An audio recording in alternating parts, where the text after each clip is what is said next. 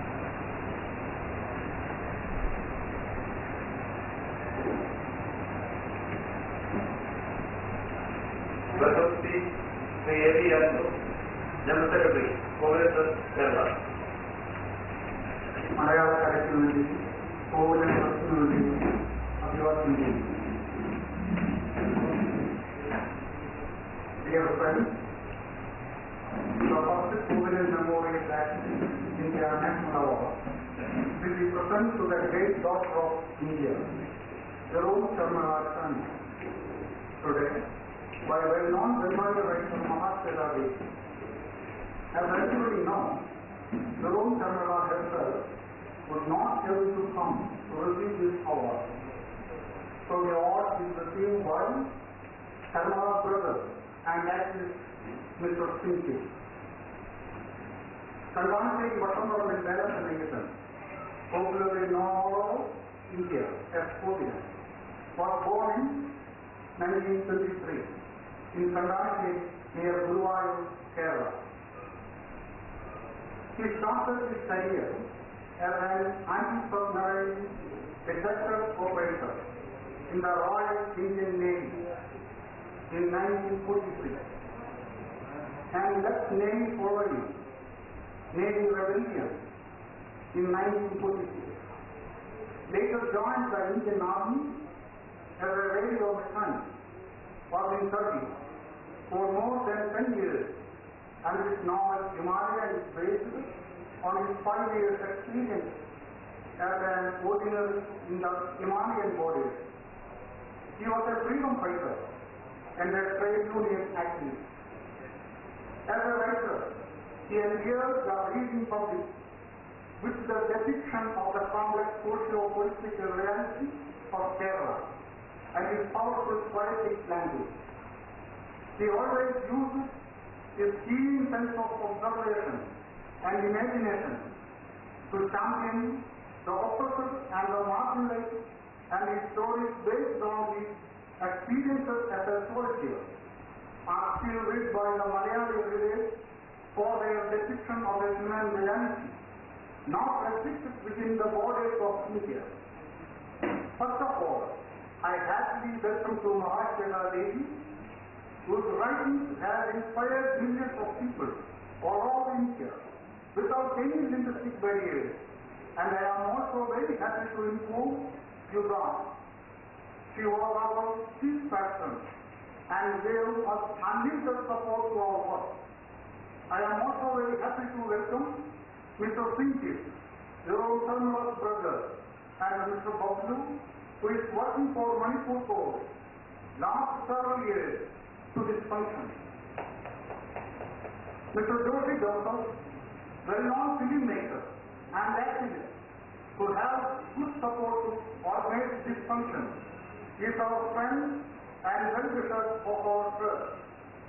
I am welcome Mr. Joshi Joseph to this function. I welcome Dr. K.K. Kochi, Devi Padu, K. Chandra Mohan, and N.C. Nair, P.K. Panikkar to this event. I am also welcome to all Malayali group activists, Manipuri students, Calcutta Malayali Samajam, Kerala Cultural Forum, Manas to this event. I am also welcome all the journalists, friends who attend this function.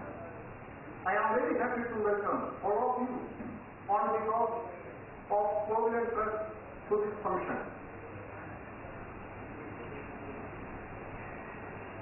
Provident, എല്ലാത്തിനും ഉപരി മനുഷ്യാവസ്ഥനെ ഉയർത്തിപ്പിടിക്കണമെന്ന് ആഗ്രഹിച്ച് എഴുതിയ മലയാളത്തിലെ ഭാരതത്തിലെ മഹാനായ എഴുത്തുകാരനാണ്. പട്ടാളത്തിന്റെ പേരിലായാലും ദേശരക്ഷയുടെ പേരിലായാലും ജനാധിപത്യ അവകാശങ്ങൾ, മനുഷ്യാവകാശങ്ങൾ ധ്വംസിക്കപ്പെടുന്നത് ഒരു കാരണവശാലും പൊറുപ്പിച്ചുകൂടാ എന്ന കോവിലൻ ദർശനത്തെ സാക്ഷാത്കരിക്കുന്നതിന്റെ ഭാഗമായാണ് കോവിലൻ ദർശനം ഏർപ്പെടുത്തുന്ന പ്രഥമ കോവിലൻ സ്മാരക activist India award Arundhati Roy, Medha Patkar, Vinayak Sen, Irom Sharmila എന്ന പാനലിൽ നിന്ന് യുറോപ് ശർമ്മളയെ തെരഞ്ഞെടുത്തത്.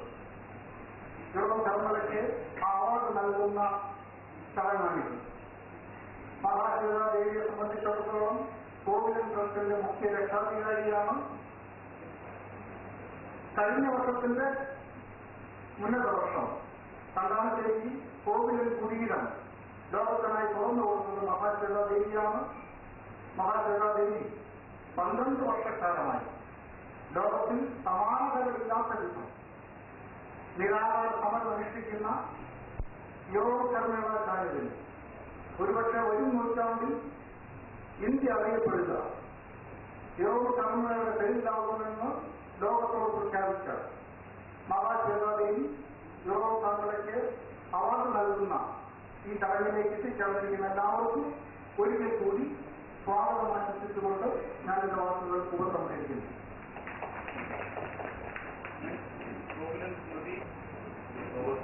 I think also little subtitle is required for Andrew to speak. Since a lot of Malayalam following people are there, and also so many who can follow Malayalam. I give a gist of it. And anyway, he has made my job task easier because the background material which he has and I have are the same. So half of it is read by him, the rest of it I try to read it out. In anyway, what I want to say is that this is a great moment. This award, which is constituted in the name of a great writer in Malayalam, who was basically serving as a soldier in Indian Army. It is being given to a human rights crusader, Jerome Sarmala, who is fighting against not the army, but this draconian law which empowers any army or paramilitary force. The law which I am referring to, Armed Forces Special Powers Act, which empowers an ordinary havildar there, either in Kashmir or in Northeast, wherever this AFPA is applicable, on suspicion you can be killed, you can be shot. There is no right to life, although the Indian Constitution, the basic right, the very basic right is right to life. But then there is a law in the country which is an operator which also allows to take the life away on the basis of suspicion, he denies the right to life. So to me this is a great moment that the award, which is constituted in the memory of the writers who served in the army, is being given to a human rights crusader, by Galavardhan, Mahatma Devi. We have taken the GD there 2 years back. By the way, I would also like to introduce Singaji, who is the elder brother.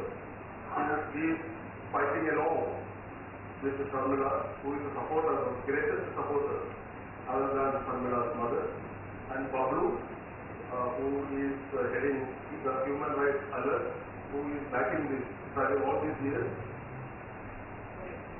They are the people who are really fighting it out on the ground. We are here to support from outside, from this part, because things are unless and until more people are killed, not even one column news is made in this part of our organization. Earlier statesmen, I would say, that have got a Northeast page. I think it comes out on Monday now.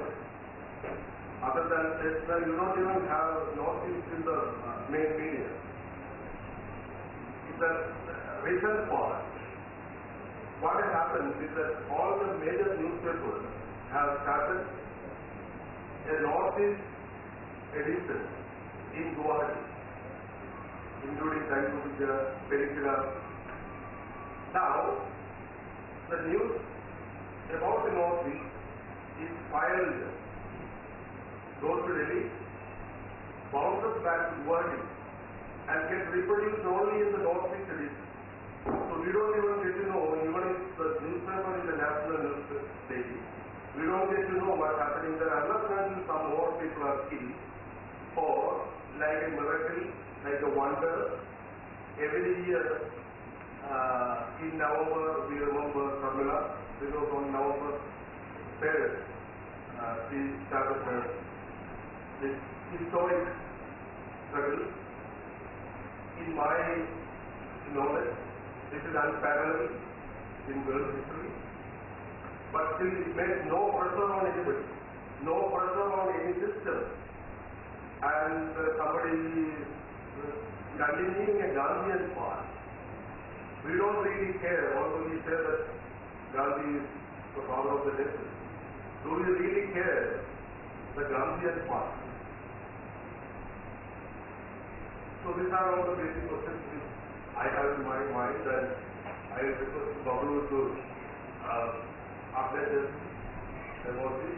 And I also would like to add on to what Andrew said about Covenant's contribution to literature. Covenant's contribution to literature includes 11 novels, 12 short story collections, 3 essay collections, and 1 play. As a writer, he endears the reading public with a description of the complex socio-political reality of Kerala and his powerful poetic language. He always used his keen sense of observation and imagination to champion the oppressed and the marginalized, and his stories based on his experience as a soldier are still read by the Malayali readers for the depiction of human reality, not restricted within the borders of India. And he won a lot of awards, including the Central Science Academy Award for his novel Satagam, which is very much a culture-specific,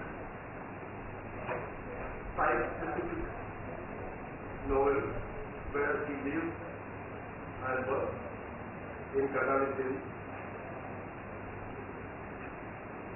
So I think my duty is over, and the next part of it is the award for investment. This will be presenting it to Singaji.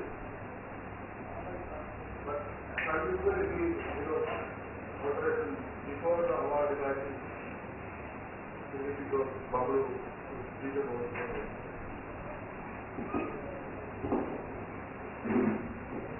Thank you, I've been asked to speak on the foundation, the Justice Foundation, which is kind of a foundation which is set up by Sharmila herself as the settler, and we have a group of people in Manipur who try and work with her to put forward her struggles across the country and wherever it is possible. It is indeed quite historic that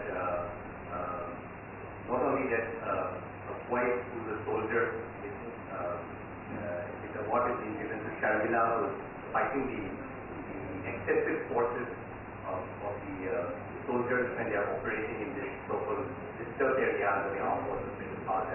But also it's interesting that Kerala is coming and giving a prize to someone in Manipur here in this historic place called Calcutta. Many things started from this part of the world, which has huge impact across the country, and I think this moment is also something that we should capture and reflect.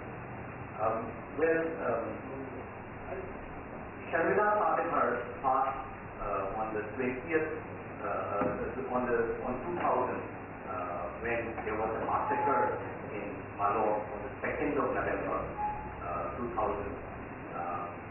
He was actually on a hunger strike. He used to fast on this day, on this particular day, but after the massacre, he decided that he would continue fasting until armed forces special powers that he received. We all know the situation on the Armed Forces Special Powers Act. It has been there in the Northeast since 1958 to counter insurgency in that area. But the truth is that rather than countering insurgency and trying to solve the problem, it has itself become a bigger problem. When it was introduced and discussed in the Parliament in 1958, DB funds assured that this will be used for a very limited purpose and the ordinary law will continue hereafter. Now we are 55 years down the line. Ordinary laws have not replaced the special powers that are granted by the law. Rather, it has spread across. What started off as a disturbed area in Naga area, the Naga Hills, actually started moving to the Mizo area in 1960s, and in 1970s to Imphal Valley and Tripura, and in 1980s to the Brahmaputra Valley. In 1980s it went off to Jammu and Kashmir. So rather than reducing what the first Home Minister at that point of time, DB Pant, promised that it will be there only for a limited purpose and a limited period of time, it actually started spreading like for every decade. And special powers and putting that kind of special power in a monolith institution like a military is such that once you give their power, it is extremely difficult to take it back. So despite Sharmila's hunger strike for the last 12 years, somehow the effort to get rid of this law is somehow stuck. Anybody who has looked into this law, has read this thing, sections, have come to the same conclusion, whether it is the Prime Minister himself. He promised to a group of civil society group in 2004 that this law needs to be replaced by a more human hand. He constituted a committee headed by Justice Jeevan Reddy, who is a judge of the Supreme Court, and which included former Director of Ministry of Operations who know exactly the security requirement of this country, spoken to civil society, spoken to state government, spoken to Home Ministry, spoken to Defense Ministry, and they have come out with a very clear recommendation wherein national security will not be compromised, but we are not also putting the army above the rule of law. They are trying to bring the army within the rule of law. This report has been submitted. They have said that this act should be repealed, and if the army needs some power, then it should be handed over in a special chapter under the Unlawful Activities Prevention Act. So they have come out with a formulation to get rid of the Armed Forces Special Powers Act, but to retain some of the power that the army needs to operate under difficult circumstances. Unfortunately, this report was never discussed.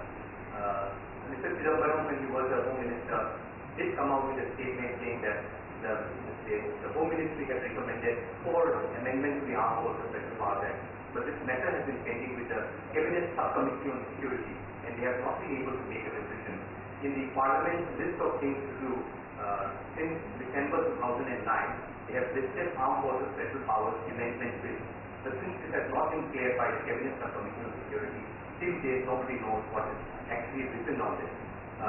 Vidyaprabhu Moidy, when he was the chair of the Administrative Reform Commission, have also come to the same conclusion, saying that this law needs to be replaced, this needs to be repealed, and we need to come out with a different formulation. The army needs to be called out. But still this has not been honored. Many people from outside, the UN High Commissioner herself, Navin Pillai, UN Special Rapporteur on Extrajudicial Execution, UN Special Rapporteur on Human Rights Defender, any reasonable men who have seen this law have come to the same conclusion that this law cannot apply in a democratic country where you call yourself democracy. Calcutta is asking exactly what the UN High Commissioner for Human Rights is saying. She is asking exactly what the Prime Minister of India has promised in 2004. Yes, Sharmila is put as a high security prisoner where she cannot meet anybody, including her family members, without